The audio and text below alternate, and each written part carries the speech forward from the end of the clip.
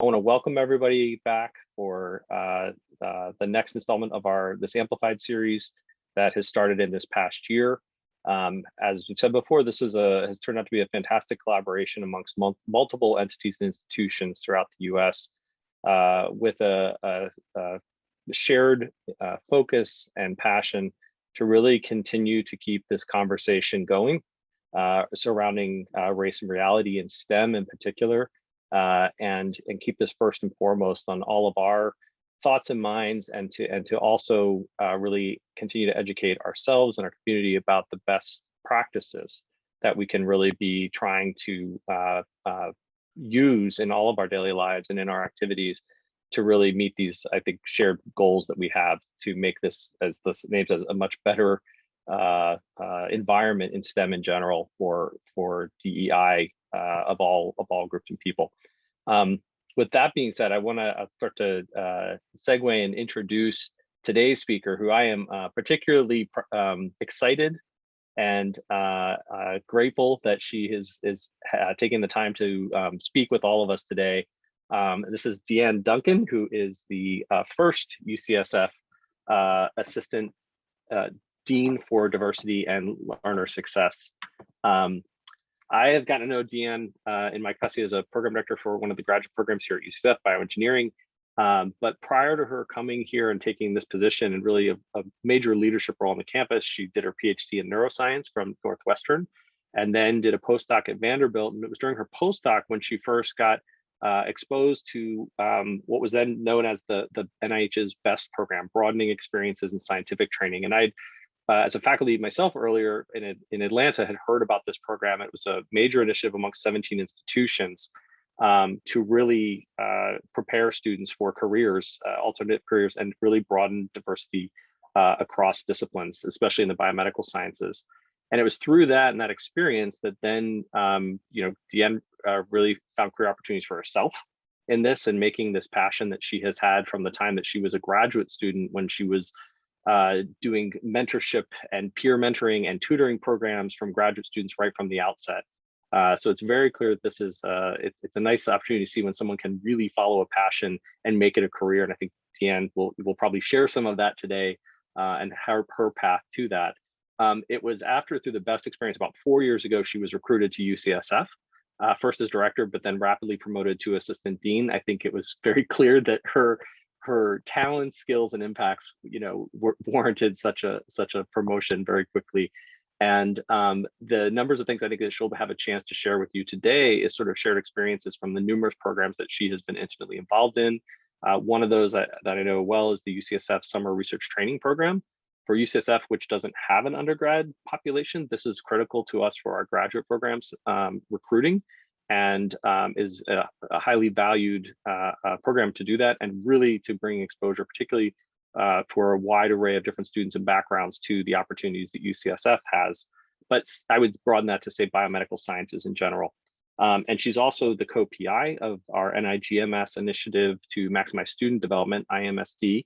This is a program that brings in our incoming graduate students somewhat early, gives them a chance to both establish community and support, to really empower them and enable them and enrich their chances for success, or their opportunities for success in graduate school as a whole. Again, a program that I've been witness to and had many students from our program in that has done an excellent job.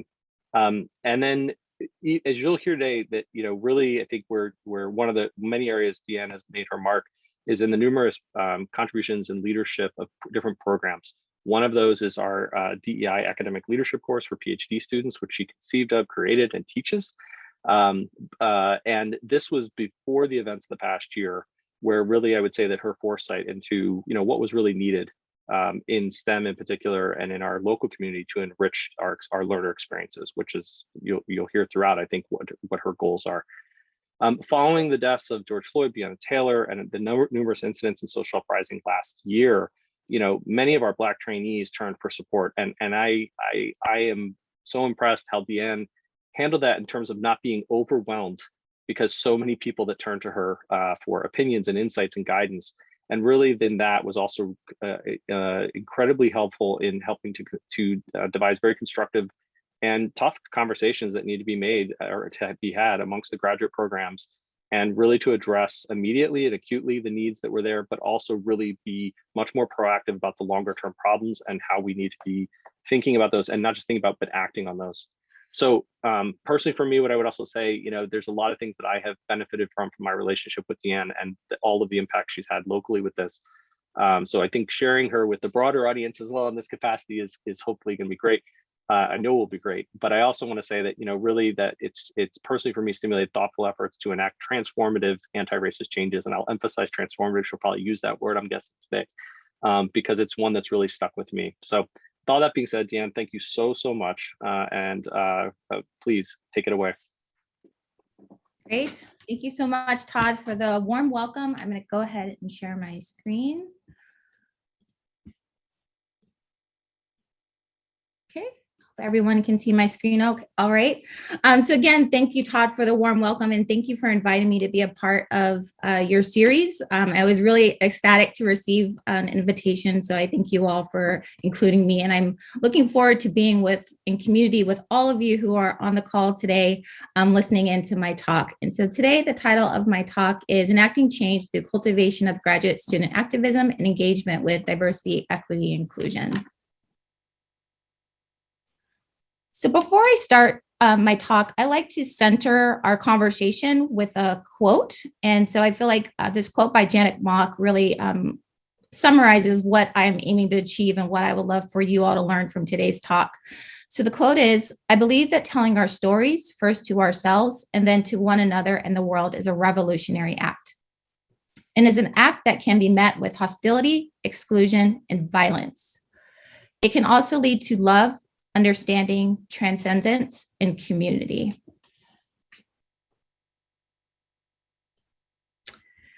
I also wanted to share a little bit about myself. One of the things that is really important to me is building community and relationships with other people, and how you do that, as Janet Mock's quote says, tell our stories. And so I'll share a little bit about me, and then that will lead us into the deeper discussion and some of the transformative initiatives that we're doing here at UCSF. And so the first is, I'm a neuroscientist, so my PhD is in neuroscience.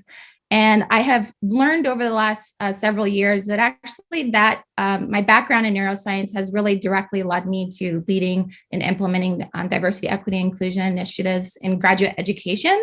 I probably would not have said that when I was a graduate student, but I can tell from my understanding of how people behave and what motivates individuals through neuroscience, that definitely has a direct impact on what I'm able to implement here at UCSF. Growing up, I've always questioned systems, why we do things the way we do, and who's missing from the table. But I often never really had the language. In grad school, there were things that happened during training where I was like, I didn't know it was labeled as this. And so over the years, I've really been able to get a deeper understanding of systems and the language that's associated with systems. At heart, I'm a community builder. I love people and I love relationships. It's really core to my heart. And again, you will see this theme throughout my talk today. I'm a passionate advocate for students. I know that several of our students are on the call today, are on the talk today. So you all know how much I care for you all and advocate for you all and your needs. And lastly, I'm deeply committed to improving the way we train research scientists and increasing access, equity, and inclusion in the academy. So you may be asking, what does the assistant dean do? And so I'm going to tell you a few things. And again, all of the themes that I'm highlighting now are going to play a role later on in the talk. So based off my job description, which has changed over the last 4 years, I'll just give you a few highlights. The Assistant Dean for Diversity and Learner Success develops, evaluates, oversees, and delivers efforts to increase the diversity of the student body and improve the climate, inclusivity, health, and well-being of UCSF's graduate programs. I also represent the graduate division on campus and system-wide committees and at national conferences on DEI student issues. And through a program of research and assessment, I guide the graduate division and the graduate programs in developing and delivering policy and best practices in cultivating equity and inclusion in graduate division. So that's my latest job description. You're probably like, huh, okay, gotcha. But what often happens is I'm expected to fix all problems related to diversity, equity, inclusion, and community. And that really became very clear over the last year and a half, where I was in a deep reactionary state. And oftentimes I tell people, I said, everyone loves to call the diversity dean to fix everything. And so I use the language of reactionary because, again, this theme is going to come up later on in today's talk. The other thing that is really important, again, as I'm expected to operate in a very reactionary way. You can see here from this diagram that this is a very complicated transaction where I'm expected to do everything, manipulate all these maneuvers, fly the plane, land the plane, deliver the hors d'oeuvres, etc., all simultaneously. But the point that I really want to highlight is that diversity professionals like myself employ multiple forms of leadership as they navigate existing power structure, engage with students, and push their institutions towards change. So I just leave that with you, because I feel like that was a really powerful quote that really sums up what I actually do and what I love to do. And I'll tell you a little bit more about what I actually do and what I love to do. So I very much love to operate in a very proactive state. One of the things that allowed me to do that is my ability to cultivate relationships with our students, with faculty, with other campus administrators, staff, that all are focused on student success. I love getting to know people and understanding how their identities, their experiences, perspectives, values, and motivations inform and influence how they show up in spaces, how they conduct science, how students network, make informed career decisions. I love to serve as a community builder and bridger. I love to empower others, highlighting community building and creating affirming spaces where personal and professional identities are aligned, where individuals, particularly our students, can resist dominant cultures that are often imposed on them when they come onto campus and during training. And I love to see students, faculty, staff, and campus administrators for who they are and support them as best I can. I also love to study DEI and anti-oppression and leadership frameworks to inform my work. And I also test new models to build and sustain communities and effectively support students and their needs. And lastly, it is really important for me to understand the historical context that leads to the disconnect in our current practices, policies, values, and attitudes that impair the cultivation and advancement of students of color in academic space. So again, I just wanted to highlight what my job description says I do, how I often feel like I'm operating, but in reality, for the last few years, I've been really operating in a proactive state that has enabled me to really position myself as well as our students and working with faculty and staff to operate in a much more proactive and responsive way to our student needs to enact change. So today's objectives are twofold. The first is to discuss the critical importance and value of centering graduate student advocacy and activism to create institutional change by fostering relationships between students, faculty, and campus administrators. And the second goal is to share strategies to engage graduate students in leadership and diversity, equity, and inclusion values and principles to enact sustainable change in scientific and academic communities. So I wanted to put a little bit of a framework to how I think about communities. In my professional life and in my personal life, I'm a community builder. So I've been doing it actually for a very, very long time, and actually just never, again, not having the language, never really realized that I was a community builder. And so how I think about the community microcosm is through a set of individuals who have identities, experiences, perspectives, and expertise and values that are all differing.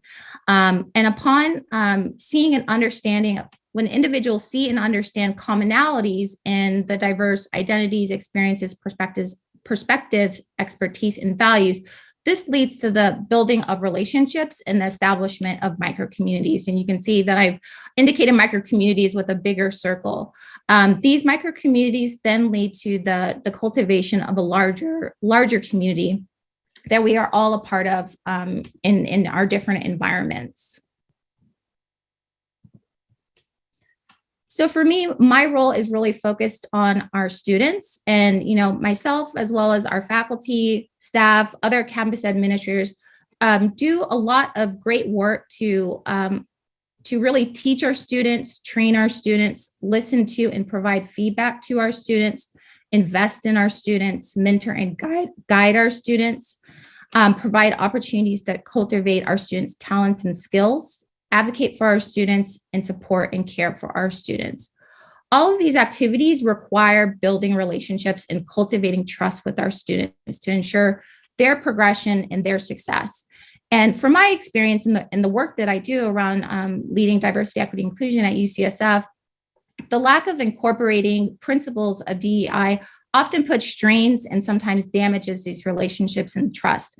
And I firsthand saw some of that over the past year and a half when we were really when we were battling multiple pandemics and really went through a lot of strain with all of the national events.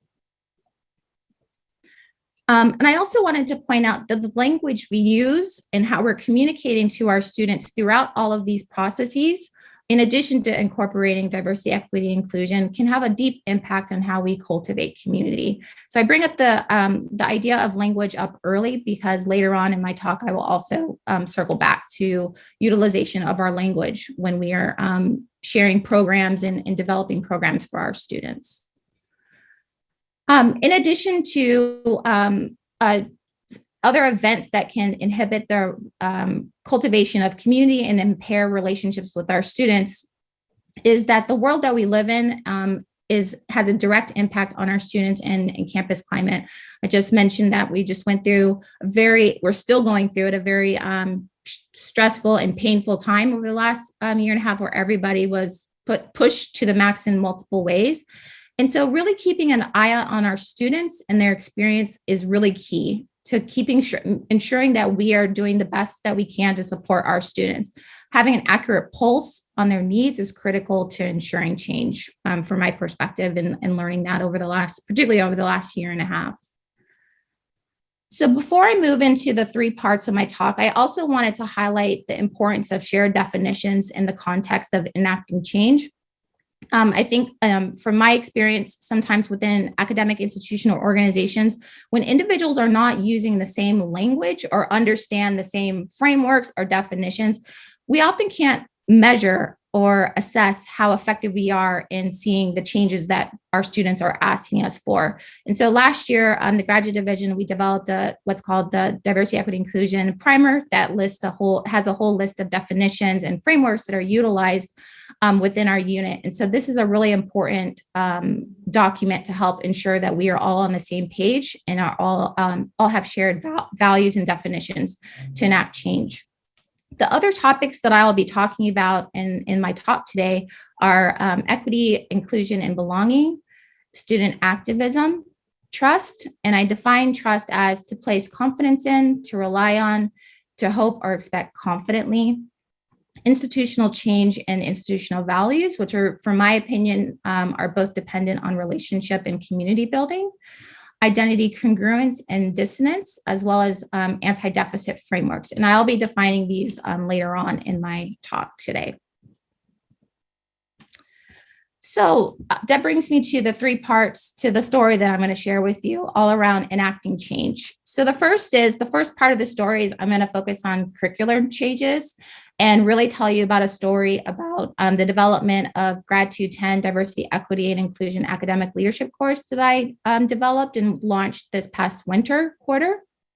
The second part of the story is around community, and I'll be telling you about some of the innovations that we implemented through our Initiative for Maximizing Student Development program for our basic science PhD student. And then the last part of the talk will focus on institution and looking at anti-deficit frameworks as an opportunity to enact change at an institutional level and really work with our students and other units within other campus units. So if you can't tell already, I love to tell stories. So I'm going to always tell a story to really illustrate a point. So in my role, every year I see the same cycle. And again, I've been in my position for almost 4 years now. So over time, I see that students start their graduate school journey excited about new opportunities and hopeful about their futures. With time, Students experience microaggressions, instructional oppression. They become disillusioned and exhausted. After the disillusionment, students often turn their disillusionment into a desire to enact structural changes on campus, both so that they can survive and so that future students do not experience harm or negative experiences. And then comes graduation. As students move towards graduation and their future careers, the need to engage in this sort of activism work creates additional barriers and requires students to do additional work around balancing their values, identities, and responsibilities on campus. So the questions that I've always asked is how do we address these critical points so that students aren't going through these periods of going from it feeling excited and hopeful to disillusion to wanting change and then to graduation. And so when I first started at UCSF, and actually I'll take it one step back. This is actually a little bit related to some of my personal experiences being a Black female scientist working in academic labs.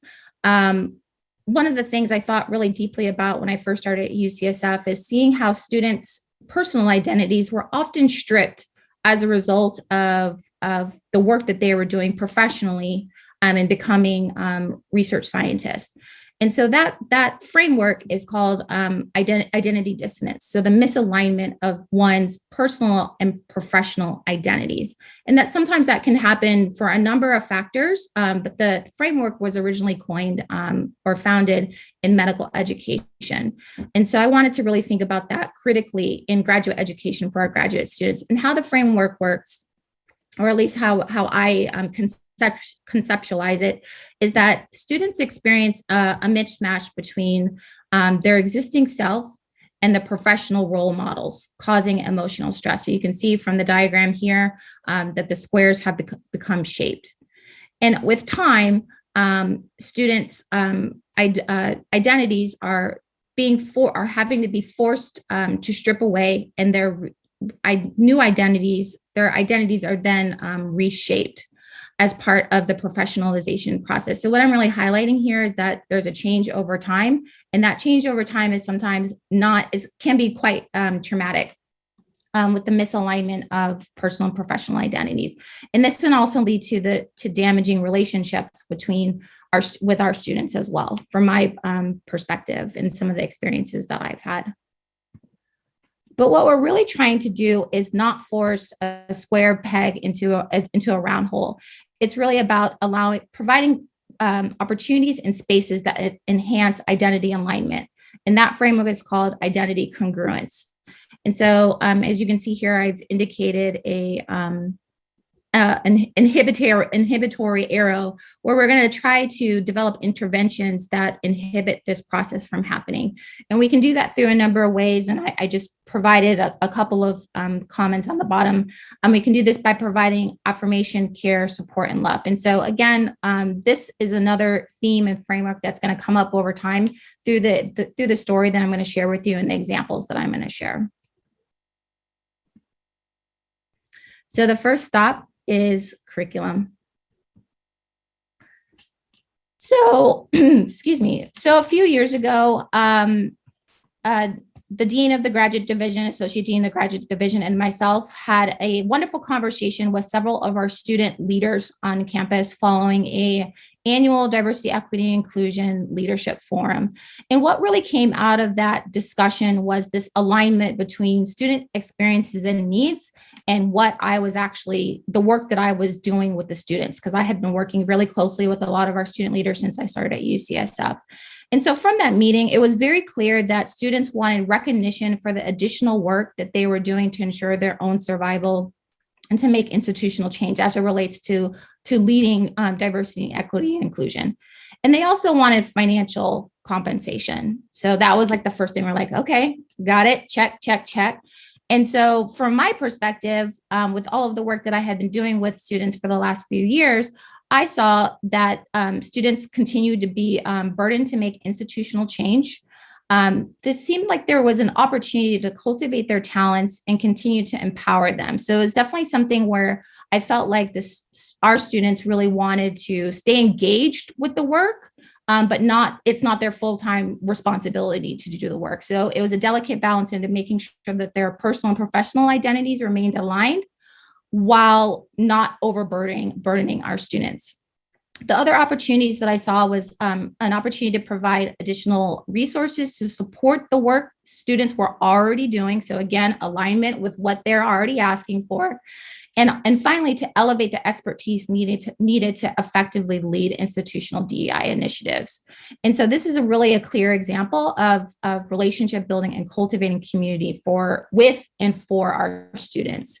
And so with that, Grad 210 Diversity Academic Leadership course was born.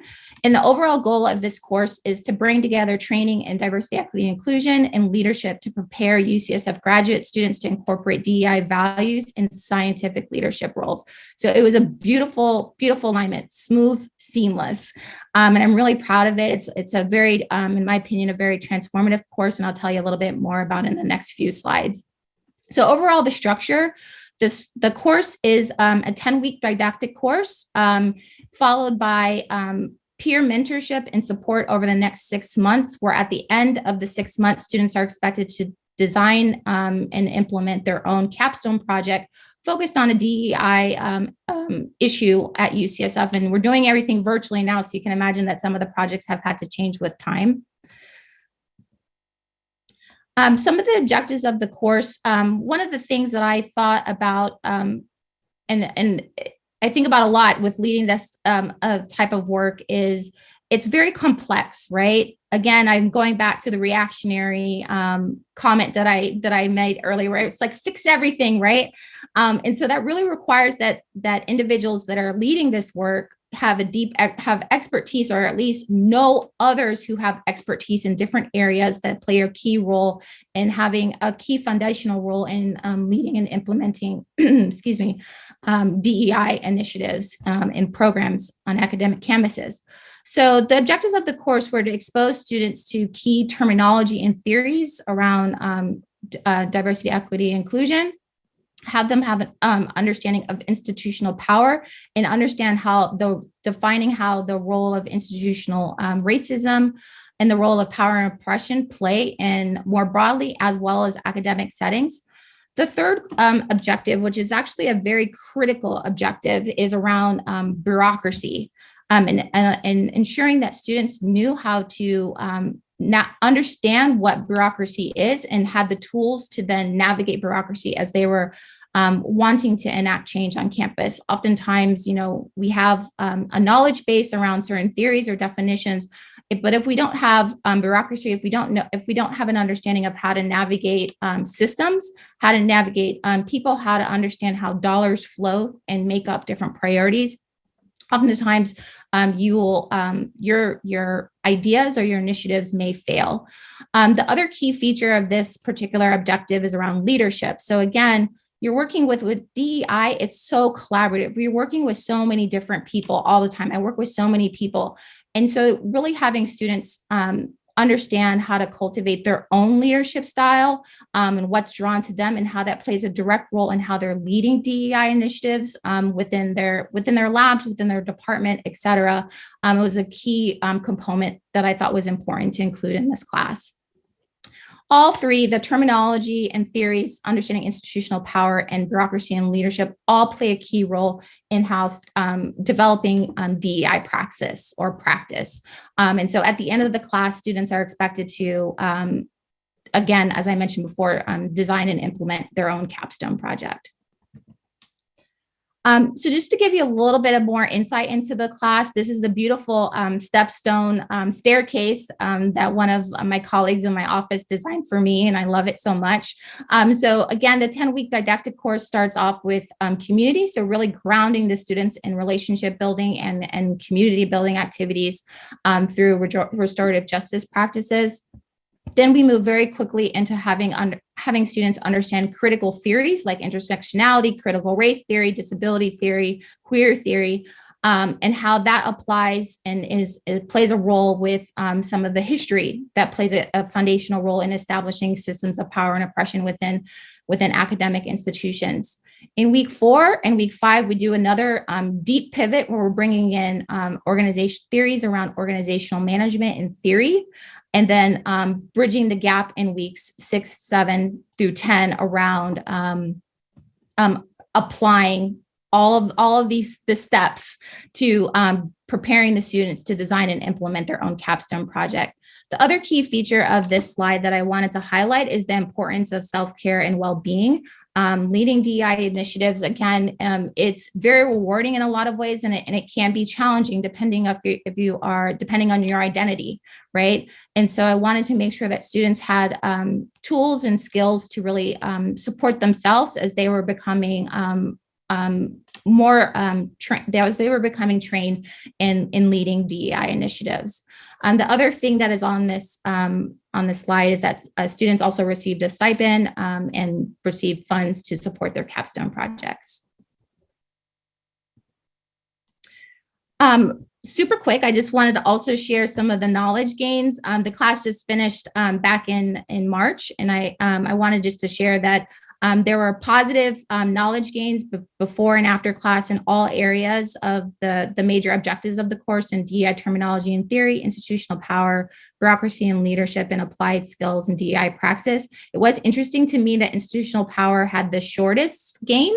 And I often think about if this plays a role with the sign of the times, with students wanting to having an understanding of what institutional power is and what systems are, and wanting to knowing what that is beforehand.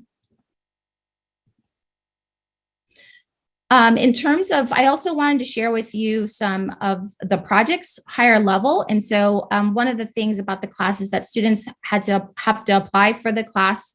And one of the two key features of the application are for students to share their ideas for different projects. And then 2, for them to have a statement of commitment from one of their faculty, advisors, their PI, their graduate program, or their department, someone in their department that really will serve as a way to institutionalize projects. One of the key things around enabling our students to do the amazing work that they already do is having an understanding that our students are transient, right? And so oftentimes they do amazing work and then graduate and move on and be successful in the next stage of their career. But really what we're trying to do is make sure that the change that is happening and the work that's being done remains within our institution, so that the work that our students do not go in vain. So moving into the projects, the students' projects have changed over time. But what I really want to highlight with this slide is that there were 10 students in the class, and they were all grouped based on different themes. And so some of the groups are focused on one of the group's projects, is focused on how we see things. So the public facing events. Another group is focused on how we think about things. And this is coming at the level of curricular interventions. And then another group is focusing on how we do things, how we change our processes. And all of these bigger categories are related to Shine's theory of organizational change. And I have to shout out to Naliti Saul, who's an organizational management expert who led this particular session. And so I'm really highlighting some of the topics, some of the discussion that we discussed in that particular lecture. Over the next 6 months, again, we meet as a group based off these different subgroups or mentoring teams. We meet once a month. And again, I just want to highlight that all of the projects involve working together with faculty and other campus administrators. So what made this class so special? So I think there are a number of things that made it so special. The first was the student commitment. Students had to apply for this class to participate. And I really think that set the tone for how students really engaged in the material, engaged with each other, and engaged with me. At the beginning of the class, they were invited to co-create course values and agreements. And again, that really set the stage of how they were going to enter into this work and really engage with one another on these topics. Curated expertise was essential. As I've already mentioned, that leading and implementing DEI efforts across campus is a multi-pronged approach. So I know I don't have all the expertise in the world to lead all of the DEI initiatives. I actually didn't teach all of the lectures. I brought in experts from all over campus to provide guest lectures on social theory. So I brought in our sociologist, colonialism. So I brought in an individual with deep knowledge in settler colonial theory in academic settings and actually in K through 12 settings, particularly bureaucracy and organizational change, as well as project management. And then lastly, I think the cultural context was really important for the success of this program. I already had an existing relationship with our students and knew I was already working with our student leaders and knew where we needed to go and what was the next stage of programming that was needed to really cultivate our students into the leaders that they already are. And then there was a desire, I think that for our students, there was a desire to connect with others during the COVID-19 pandemic. We're all isolated physically from one another. And I think engaging with individuals during this time was really key. And then, of course, the current events over the last year and a half, and as well as hundreds of years, has also made this class really special. Just a couple of comments from our students from the evaluation. I really liked I'll mention a couple of quotes. Taking this course has been a huge asset in my professional training, and I feel confident in my ability to build DEI-centered practices into my academic career. I cannot express how important it is that this course was designed and facilitated by Dr. Duncan. As a true champion and leader of DEI in academia, and as a Black woman scientist, she brings critical intersectional perspectives into every lecture, discussion, and assignment. So to summarize the curriculum part, this Grad 210 really provided an opportunity to offer cross-institutional knowledge and expertise to enable the design and implementation of diversity, equity, and inclusion initiatives across our campus. It really highlighted the need for expertise and scholarship in many areas to understand the complexity of equity and inclusion in higher education. This experience brought our students joy. I was really amazed to hear when our students said, I feel really joyful and really proud to be a part of this class, and that there was joy brought in leading institutional and department DEI initiatives. And a couple of our students had mentioned that, when they were leading DEI initiatives and before this class, they really had a lot of feelings of isolation, fatigue, and frustration, to name a few. And this class really reduced those feelings. And finally, this also built and is still building community and long-term connections and collaborations among our graduate students, faculty, as well as the institution. So this class is really transformative. The students' projects are absolutely amazing, and I look forward to sharing what the projects are down the road, or they will share their projects down the road when they are finished implementing them. And I think that the class really serves as a pivotal moment to really change the way we think and see and do things related to DEI initiatives for our students. So the second part of the story that I wanted to share with you is around community. And so one of the during my introduction, Todd's introduction of me, one of the things that I work on is initiative to maximize student development.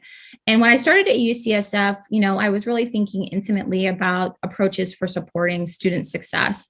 And oftentimes, how we think about supporting students is through a student deficit lens, where we're often trying to identify gaps in skills development, blame students for educational and training pedigrees or the lack of experience on their ability to be successful in graduate school. And what that sometimes leads to, or what it can often leads to actually, is students feeling more poorly viewed or less than their counterparts, their peers, their classmates, lab mates, et cetera.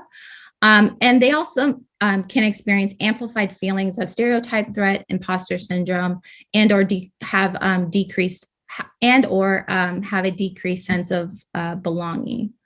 But what we really should be asking is how and why do students from historically underrepresented in science groups matriculate in white institutions and continue to succeed? Again, my role is really to support our historically underrepresented in science groups. So that was a really a big question that I was asking at the time a few years ago.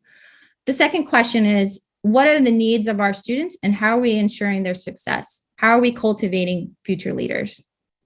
And the third question is our culture, quote unquote, promoting student success? And if you think it is, how?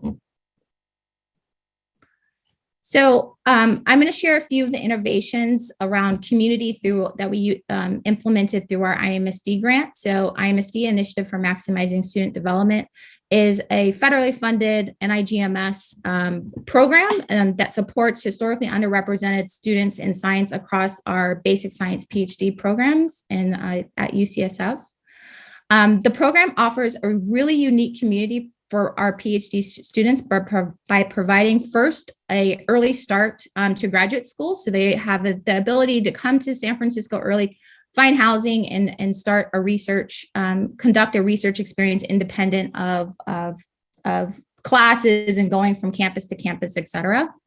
The program also offers career and professional development, enrichment, and mentorship opportunities that complement academic research training. Students are exposed to peer-to-peer learning. Again, one of the great things about these programs is really having engagement between students and really cultivating the mentorship that students can provide to one another. It also provides a welcoming environment to showcase individual identities, experiences, and personalities. Again, going back to the idea of providing affirming spaces to continue to align identities and enhance identity congruence, and also provides several community building events. So as I mentioned to you before, a lot of times when we're talking about student success, we're often thinking about a skills gap with the students. And so for me, I really wanted to take it to a different conversation and really think about how is our culture, how is our institution contributing to any perceived deficit within our students, really focusing on not even focusing on the deficits, really putting the blame back on the institution, being like, these are systems that are based in white supremacy and racism, et cetera, right? That is leading to detrimental impacts on our students, right? And so I really wanted to focus on improving inclusion for enrichment and continuing to be student-centered and not focusing on filling a void or deficiency or blaming the student. And so what we did is we took that focus and then expanded our cohort. One of the things that was really important is to make sure that students who wanted access or needed access had the access to the program and could be a part of the program and really thrive in it. And really what we wanted to do is have this program serve as the anchor of some of the diversity, equity, inclusion initiatives. So some of the interventions that we were designing and implementing within the program, using it as an anchor, then that can be spread to others to ensure that all the spaces, more than just our space on campus, but throughout other spaces on campus, people can learn best practice to really support our students. And so in addition to enhancing, expanding the cohort, we really focus on enhancing sense of self, leadership, and belonging. And we did this through a few innovations. The first is really thinking about the continuation of aligning personal and professional identities, enhancing identity congruence, and again, providing these really critical spaces to keep the identities aligned. The second is through near-peer mentorship. So we also have an Reactive program here at UCSF, and it's a wonderful community of postdocs that really are a key connection to our IMSD students. And knowing how mentorship, particularly near-peer mentorship, where an individual is mentorship from an individual who is closely tied in stage of training to you, just one level above, is a really key component to really enhancing a student's sense of self, belonging, and leadership.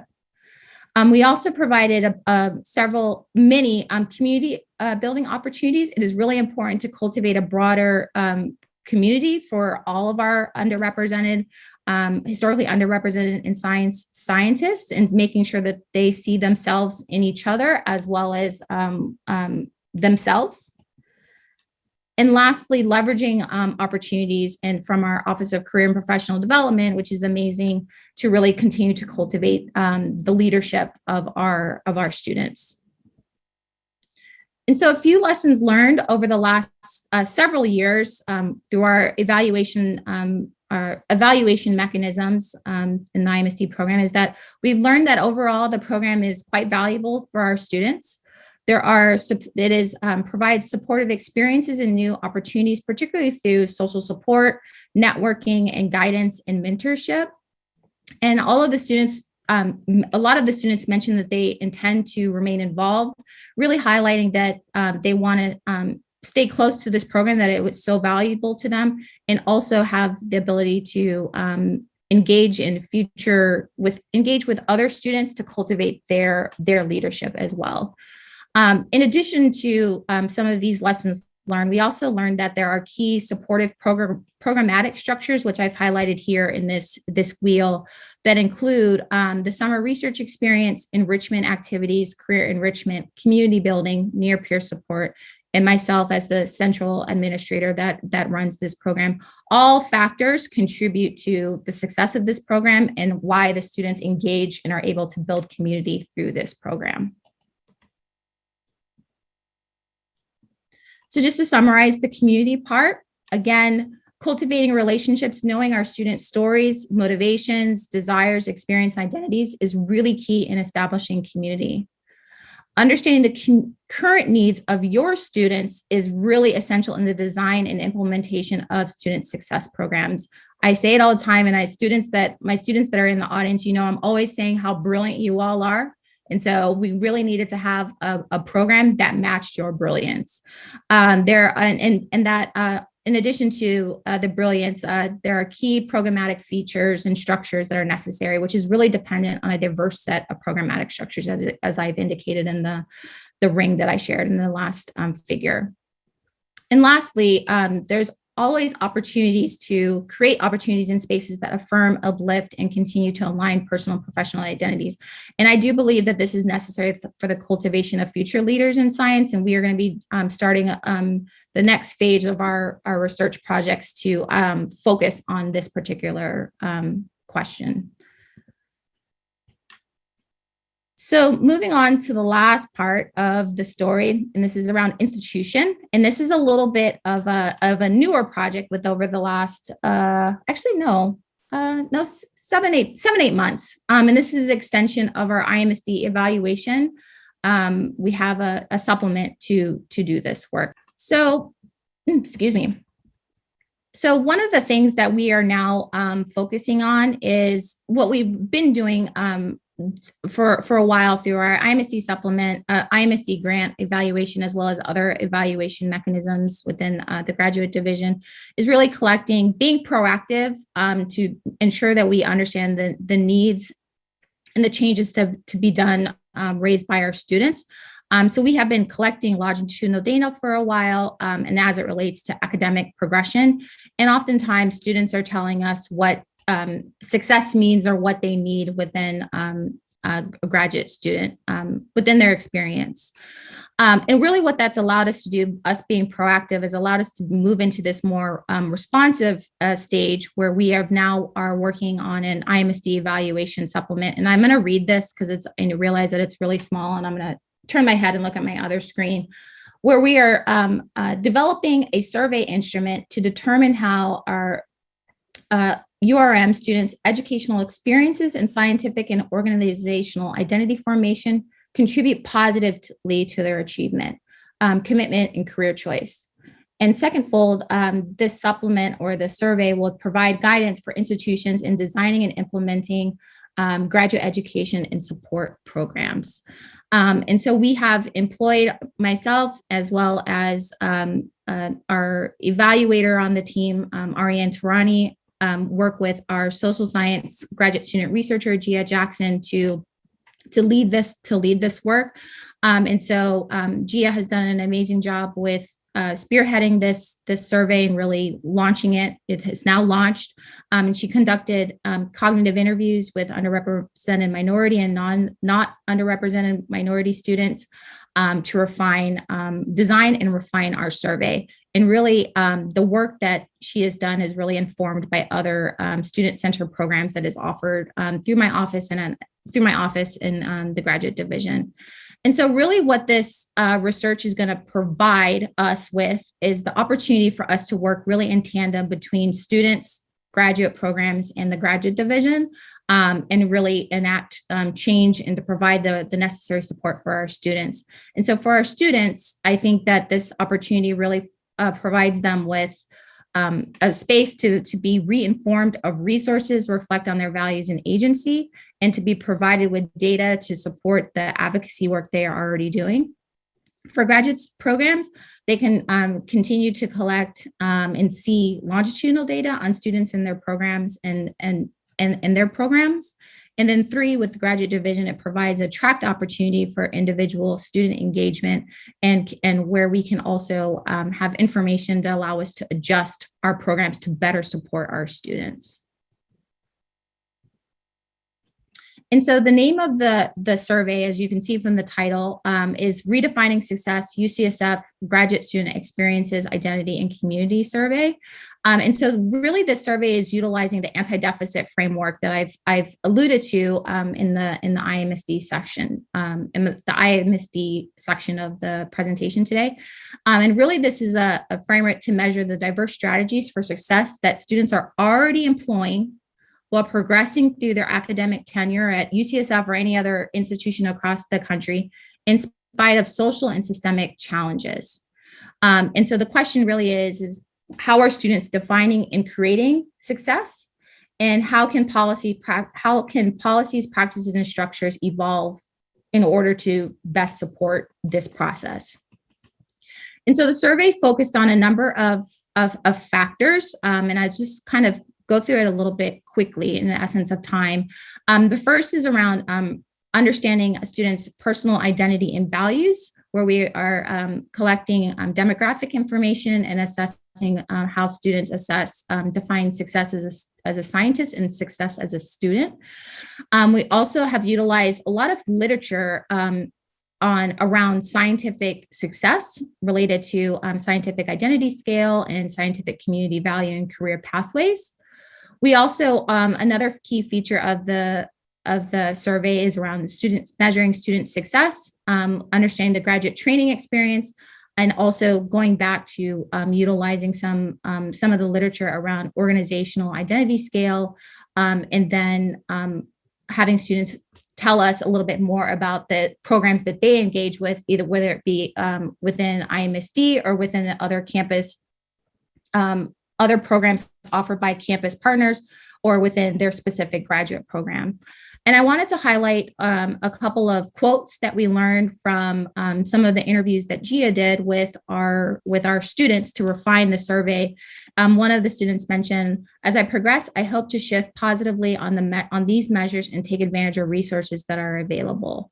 And the other quote is, "The more I try to integrate myself, I realize how they are still not open to having us, who we are and who we are and not who we pretend to be." So again, you can kind of see the themes that keep kind of reemerging. You can see a little bit of identity dissonance in this last quote from my perspective.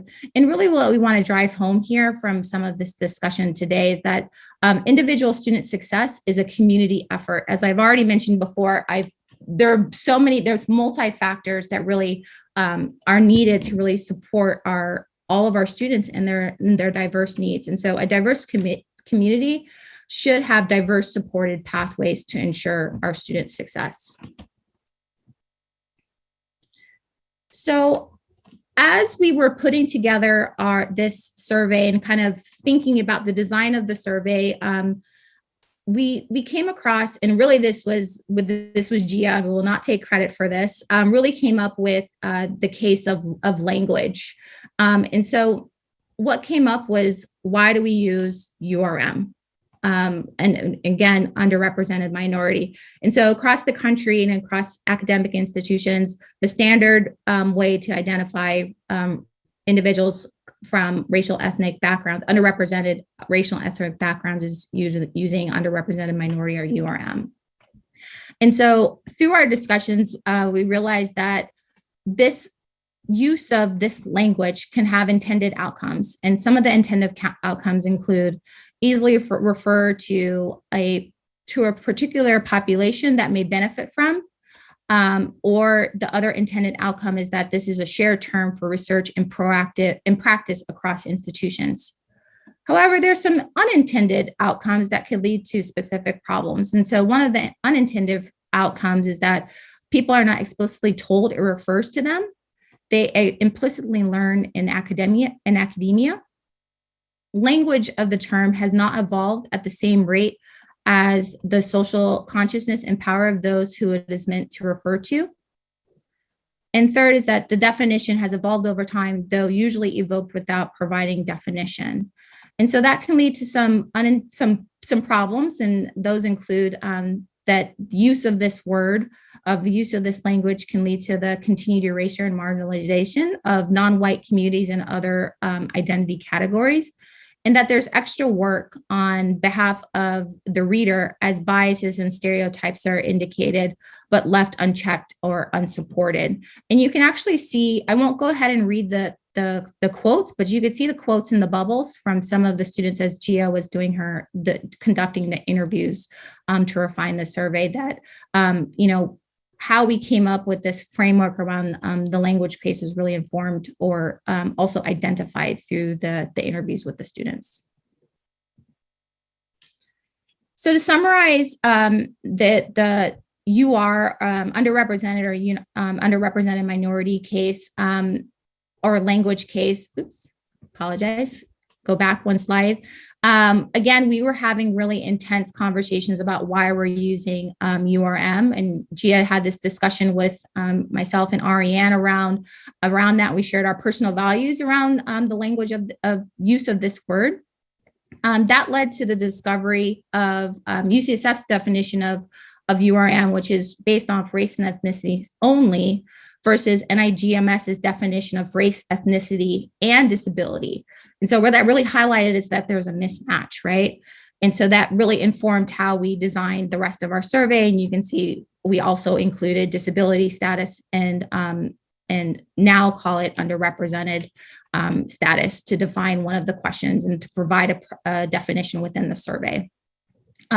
What I really want to highlight is, well, actually two things. I'll highlight two things in this box above. So cultural context, what really to learn from this particular case and why I'm sharing it is that institutional policies and practices do not automatically evolve together. People need to discuss, define, and adapt, right? And particularly as it relates to our language. And also I wanted to highlight student commitment. Students may not proactively access the services and programs being made to them if they don't recognize themselves in the language. That one is a really key one, actually. And I'll share just a personal story. I remember when I started graduate school, and I went to a small liberal arts college for undergrad. I had a wonderful experience. I loved the faculty. I loved the experience so much. And I remember when I went to graduate school that the language was around URM, and like how many URMs were in my class. And I was like, what's a URM? Am I an alien? Like, what is that? Because I've never heard that term. And I was always viewed as a leader when I was an undergrad. And so whenever, using URM to promote particular programs, I didn't necessarily see myself in that word. So this definitely is, this student commitment section definitely resonates with me. And lastly, I just wanted to highlight for diversity officers as a person, from my perspective on leading this work, is that when language is not consistent, the equity work becomes increasingly complex, logistically, and in conflict. And so co-creating language and definitions is often an entryway for shifting policies, practices, and relationships within institutions. So I wanted to highlight, after having a lot of discussion with Gia about relationship building and community building and leading change, she offered to provide herself as a case study, as to indicate the importance of what I really wanted to highlight in this talk. And so this is Gia here on the left. I think she told me that this is the first day of her PhD several years ago. And so she provided a little bit of background. So background is Gia is a Black queer female student who begins a social science PhD program. They have successfully earned a BA and master's from two other prestigious PWIs, suggesting that they are prepared to succeed and have previous experience navigating systemic racism in the academy. Over the next 2 years, in the first 2 years of graduate school, Gia experiences a surprising amount of microaggressions and systemic oppression, but it wasn't limited to interaction with classmates and faculty and advisor, student health and counseling services, and non-UCSF family and community experiences. And what the outcome that led to was acute and chronic health conditions, social isolation, disruption of academic progress, and questioning of career and academic goals. So this was not a great experience for Gia in the first 2 years. And so as a result of some of her experiences, she mentioned to me that she had a meeting with our former dean of the graduate division, who used to hold office hours with our students to learn a little bit more about their needs and some of the changes that needed to be made. So at that point, she became very excited and hopeful. And so as a result of that meeting, in addition to working more closely with our student government and interacting with other students in other graduate programs, and also building relationships with the dean of our graduate division, that led Gia to then become a Rosenberg Hill Fellow in our office and work with all of the deans in our office over the last 3 years now. And so the first 2 years, she was really working on informing responsible conduct of research curriculum and structure and she added a new mentorship section, and revised the human subjects session to include humanities and social justice. And now she's working with me on informing and designing really this new survey that'll be really impactful for our students, as well as our graduate programs and the programs we offer through the graduate division. And so really what she wanted me to highlight is that her resilience and her ability to now have a better experience within graduate school really came through all through relationship building, right? So relationship building with other students, relationship building with our dean, that then led her to be in a position to align her personal identity as well as her professional identity as a sociologist, and really enact change and make improvements for the student experience here at UCSF. So at that, I'm at a close. So I'm just going to highlight a few strategies to consider. These are all things that I've highlighted throughout my talk, but I'll just summarize them in this final figure. Building relationships and cultivating and maintaining trust with our students is essential. It needs to be the top priority. And it is something that is very important to me, and it's something that I prioritize. And I think when you prioritize our students and their relationships, you're able to really be in a position to, again, be responsive to the needs and not operate in a very reactionary way. Create opportunities and space that affirm and support our students. Again, trying to move away from this identity stripping that often happens for a number of factors, and really ensure that our students' personal and professional identities remain aligned so that they can continue to be cultivated as the scientific leaders, the brilliant scientific leaders they already are. It's important to always say yes, and I know this past year and a half has been incredible. And so it's important, if you don't know how to do something, that you could say yes and go figure out who to go talk to. And oftentimes it's important when talking about diversity, equity, and inclusion is to connect with your diversity professionals. We often have a pulse on what is going on with our students, and also have the trust and relationships with our students to be positioned to enable to really support you and your questions. Remain proactive and responsive. Understand your role in perpetuating gaslighting in the academy. I'm gonna leave you all with this one.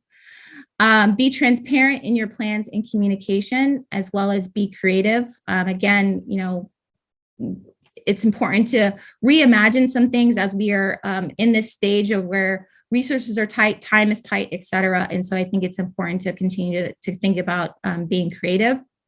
The next, I can't really read this myself, so I'm going to just move my head a little bit down. Expose values versus enacted values. So making sure that the mission and the vision and the mission statement, vision, and values that you put on websites or how are externally faced, make sure that aligns with your actual practices and the environments that you're cultivating, because that also can contribute to the misalignment of identities and really impair the cultivation of relationships as well as the broader community for our students. And lastly is to understand the importance of language and its relationship to equity and inclusion. So that really came through the last part of my talk when we were designing that survey. And so I really think that language is going to be the next key factor that we really need to be keeping our finger on the pulse to enact change and support our students. So with that brings me to my thank yous. Again, I want to thank the Gladstone Institute for their wonderful invitation to be a part of this series. I hope that you enjoyed today's talk. I really want to thank our students. I value each and every one of you. I know many of you on the call. I appreciate your text. I know you were sending me texts telling me good luck. So thank you so much. I want to thank the graduate division as well as the graduate programs. Again, we cannot do this in a silo, in a vacuum. It requires a wholehearted collaboration and a shared vision around this work. UCSF campus partners, I actually would love to talk about that. It's like a talk two, actually. Colleagues and friends across the country, you know who you are. I didn't want to list all of you. It takes a village to do this work. And so I thank you all for checking up on me, uplifting me over the last year, because it's been an intense year of both personal and professional growth. And I also wanted to thank NIGMS for the generous support of our IMSD program and the evaluation supplement. And my last slide, I just have to say this again, all the amazing people behind the work that have been a part of it. And I just want to highlight Nicole and Aaron, who were pivotal. They're our sociology PhD students. They were pivotal in the development of my class. And so I really thank them for all of their efforts and their expertise and knowledge around this. And I also want to thank the inaugural cohort of Grad 210. This class was absolutely amazing. It's one of the best communities I've ever cultivated. Just straight powerful and brilliant. So I wish everybody could have been a part of it. And I also want to thank Ariane and Gia for their work on the IMSD evaluation supplement, and everyone else, not necessarily below, but everyone else shown here who plays a key role in leading and sustaining the IMSD program. And with that, Todd, I'm happy to take any questions. Thank you so much, Deanne. Please take a break, get yourself another drink of water before. That was just fantastic. Just so much rich information and delivered so clearly.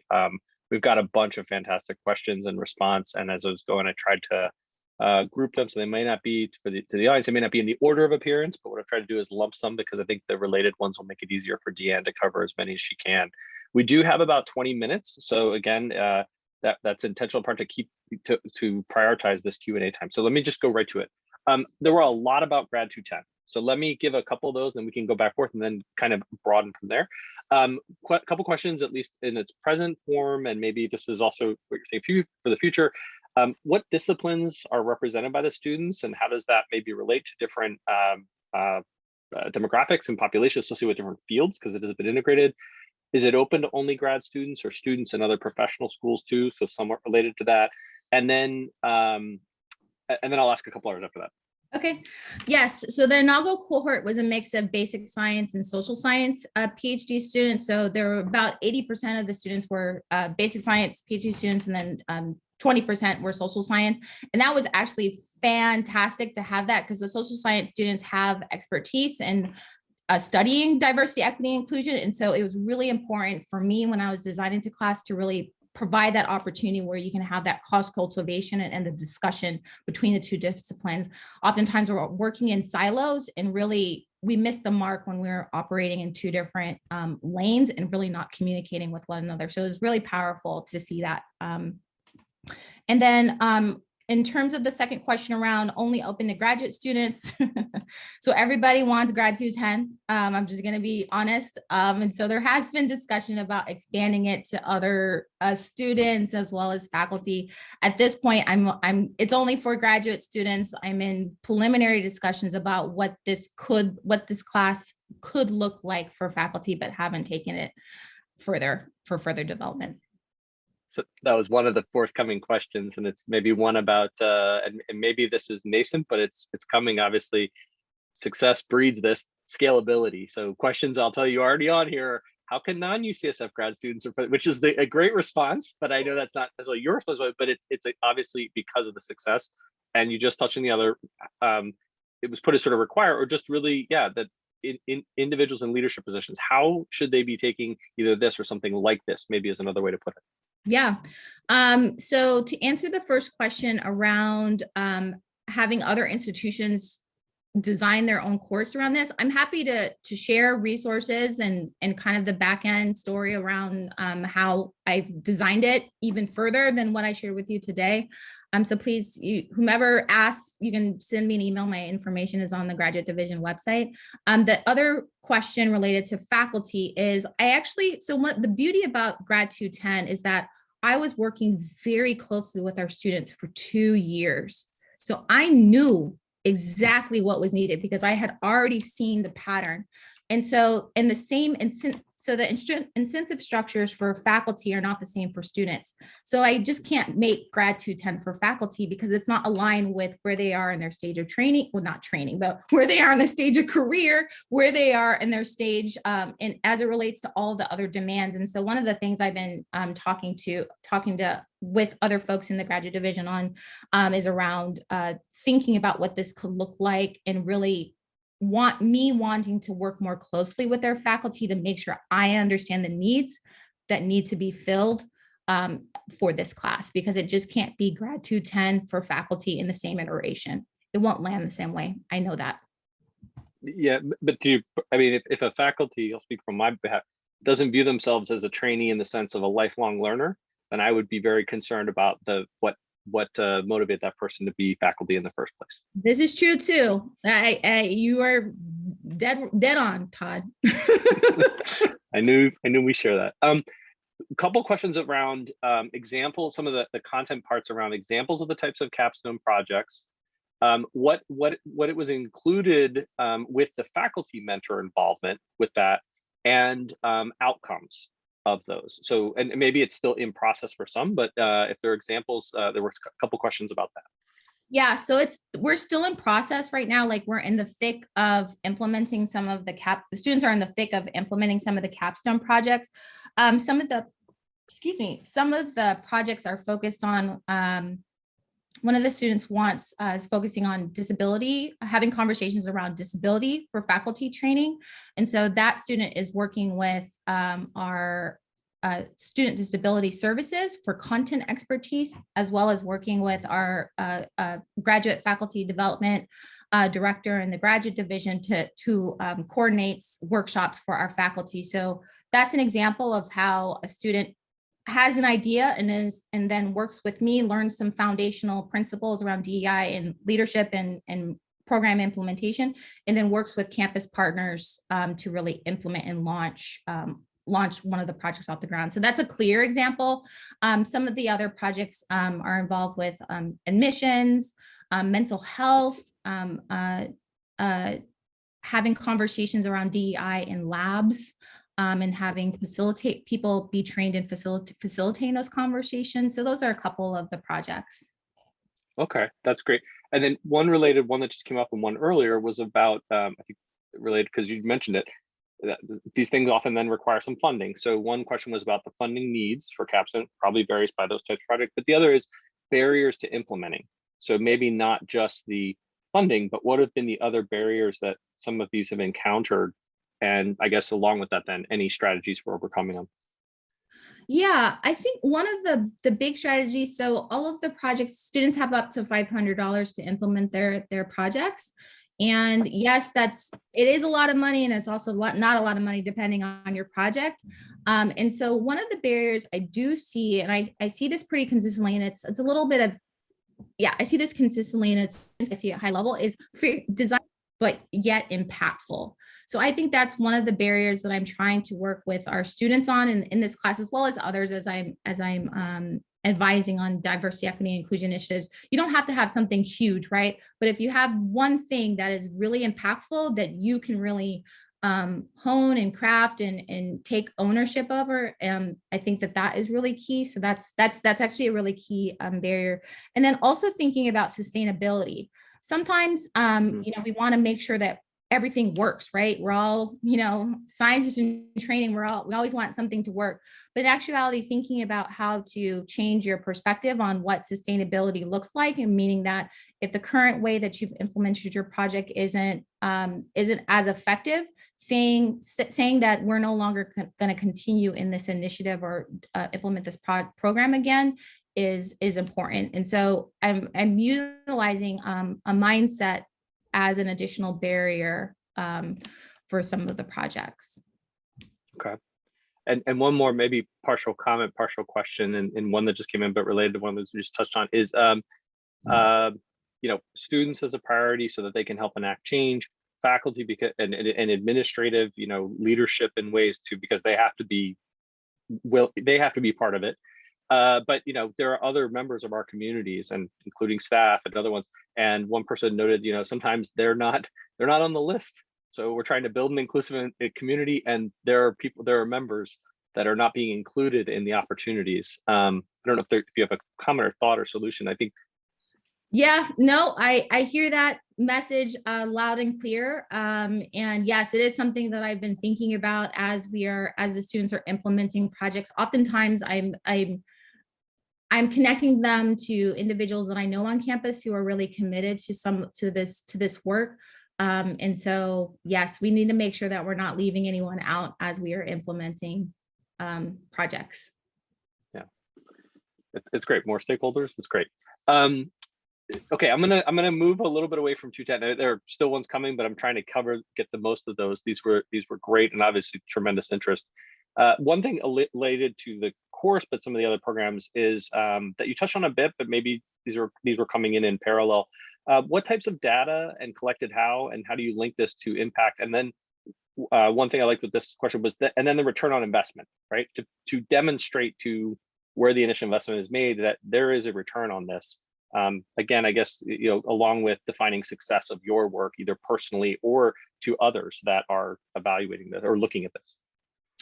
Yeah, that's a very tough question. It's a very big question. Yeah, I think for us, really, at least as it relates to IMSD, really making sure that we are keeping a pulse in terms of on the program and the success of the program and what we're actually offering through our annual evaluation mechanisms. I think that has been a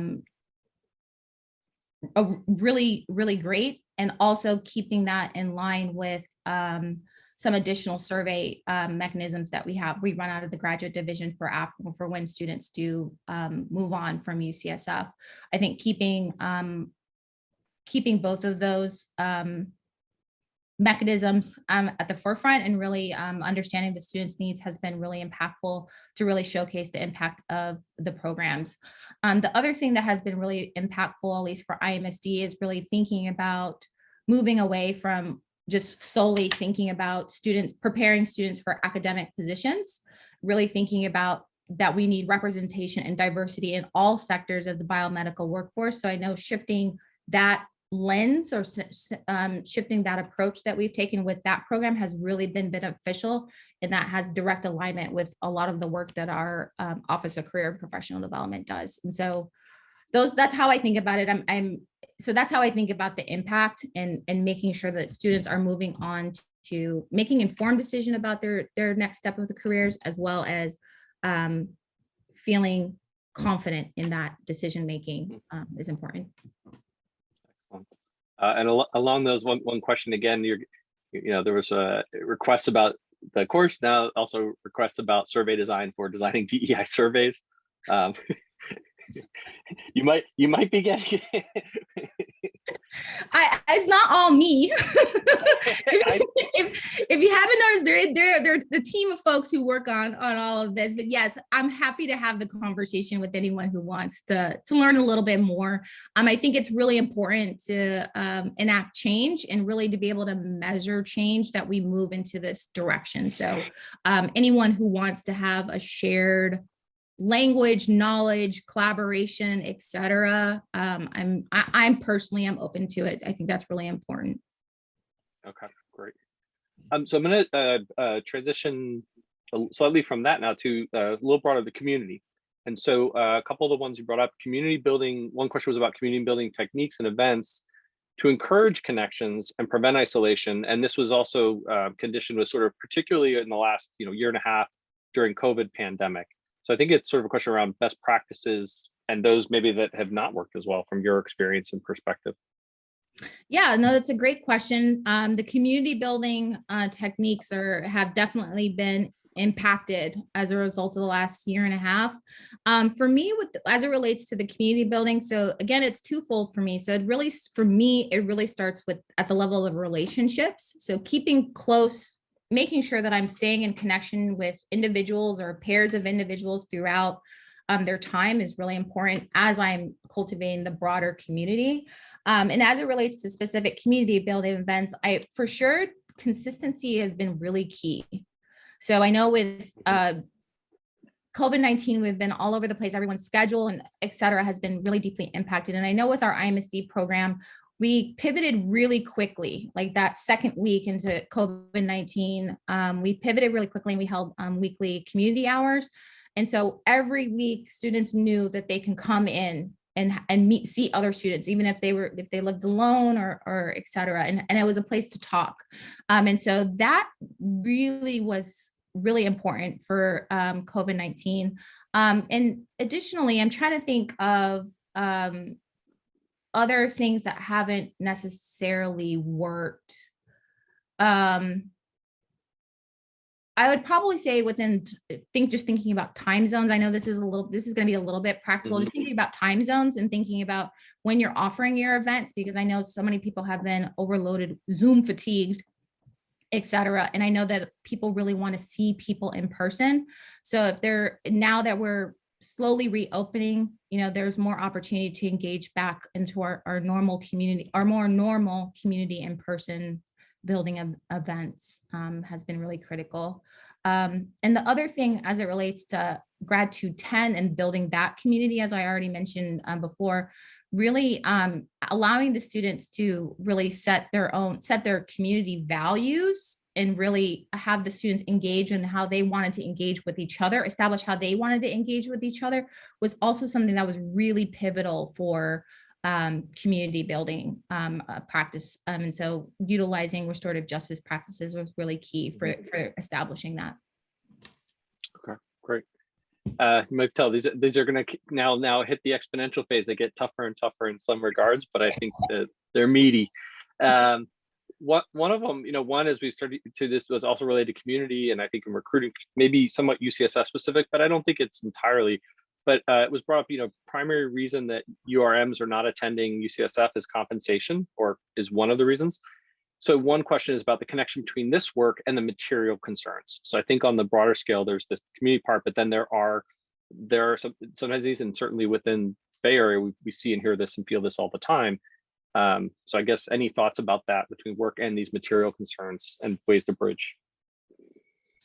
Yeah, I think what's really important, at least from my perspective and a lot of the work that I do with supporting historically underrepresented students, is really thinking about the holistic need of our students, right?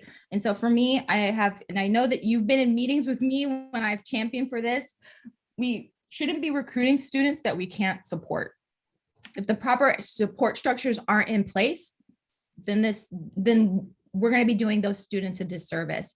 And so I think if we continue to have that concept, that framework, et cetera, be a top priority, I think that we can continue to align the efforts around recruiting and providing the necessary resources to ensure that students can have the access they need to mental health, access they need financially, et cetera, that contribute to food insecurity, et cetera.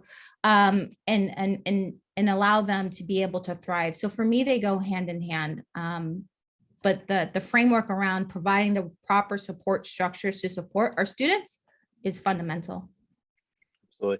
So I'm going to throw in one that I was waiting on, because I was waiting for you to use the phrasing that I've loved and adopted, which was transformative, not transactional. So if I can ask you, because I think the way you just set that up and your perspective on that, but I think for this broader audience that's in here today, what does that mean? I guess is what to you, what does that mean? So we can walk away with that understanding. Yeah, no, great. Thank you. And this is something, so transactional and transformative actually came out of Grad 210 academic leadership, when we were talking about leadership theories and how that applies to DEI praxis. So there are a couple of theories. There's transformational theory, and I believe transactional theory, leadership theory. And so transformational theory, for me, how I understand it, is really thinking about the community and the relationship and the people. It's really prioritizing that and making sure that we are doing the deeper work to really cultivate the relationships with people, so that we can even begin to have the conversations, to establish a shared vision, shared goals, shared definitions of how we're measuring change, et cetera. So we can move together in unison and in community, right? Whereas transactional is very like, do this, do that, you know what I mean? Very compliance driven. And when you operate in a very compliance driven way, that can often lead to folks not wanting to participate or not wanting to be a part of the cause and what you're trying to change. And so those are the difference between transformational and transactional. So institutions really trying to work hard to move away from operating very transactionally, show up to this requirement, do this, do that, into more, Todd, how are you? Can we have a meeting to discuss, DEI and bioengineering, you know what I mean? And us having a deeper conversation about that. And I'll say one thing sort of made me reflect on, I think one of the points you made earlier, transactional can also be, oftentimes can be much more reactionary. Yes. And there is a lot of things that need to be reacted to. But for the changes, the transformative is the proactive. What do we do now so that we enact and see those changes down the road? And that to me is, I think, something that you've really helped imprint. We're coming close, and there's a couple here, so we're not going to get to all, but one just came in that I think is really important, and it's because, first of all, it came from Gia, who you cited several times in here. So, and I think this might be a nice way, as we're getting really close to it, to kind of close it out. And I'm going to put it in this way. It's this is exactly what she said. What is one tangible way that the UCSF community can support Deanne in the next year of her work?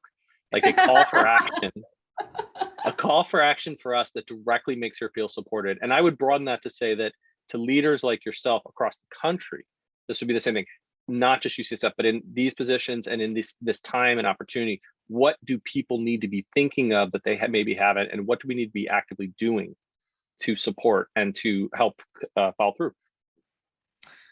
Yeah, that's a big question. I would say the first thing is to see the person behind the job.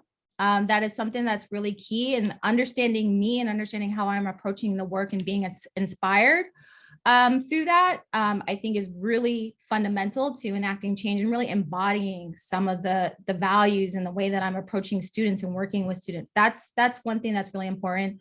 Always providing more staff support is always going to be key for this work, because, we are working with, a lot of the work that I'm doing is building strong relationships with students, right? That takes a lot of time, and we need more and more people who are invested and aligned in that approach to really do this work. And the third is to continue to champion for the work that I do, as well as our students. I think that that's really important. Sometimes that often gets lost, and I know that sometimes it got lost over the last year and a half, but those are like a few key things, at least for me, that I would appreciate if everyone would continue to do. Good.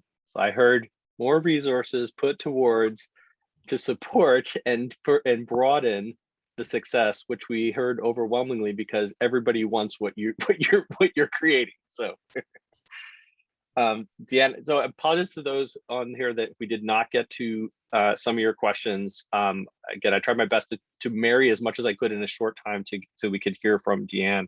But just, yeah, Deanne, thank you so much for the generosity of your time and of spirit with this.